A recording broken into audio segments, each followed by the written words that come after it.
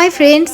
তো নিজের মতন করে থাকতে আর নিজের মতন করে খেতে কে না ভালোবাসে। তো আমি তো নিজের মতন করে রান্না করে খেতে খুব ভালোবাসি। আসলে আমি তো একা থাকি, তাই অ্যাডভান্টেজ ভালোই পেয়ে যাই নিজের মতন করে রান্না করার। তো আজকে রাতের ডিনারটাই তোমাদের সাথে শেয়ার করতে চলে এলাম। তো আজকে আমি বানাচ্ছি, কালকে যেহেতু এগরোল বানিয়েছিলাম তো একটু ময়দা বেঁচে ছিল, তো সেটা কাকিমার ফ্রিজে রেখে দিয়েছিলাম। তো এখন সেইটা দিয়েই আমি বানাচ্ছি রুটি। তো আমি রুটি না সেরকম গোলভাবে ভালো করে বানাতে পারি না, তো যেটুকু পারি সেটুকুই তোমাদের সাথে শেয়ার করছি।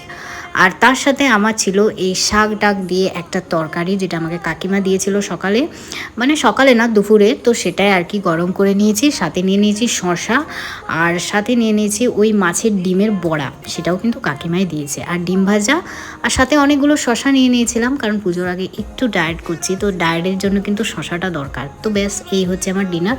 আর তারপর আমি নিয়ে নিয়েছি এই একটু ড্রিঙ্কস, ব্যাস।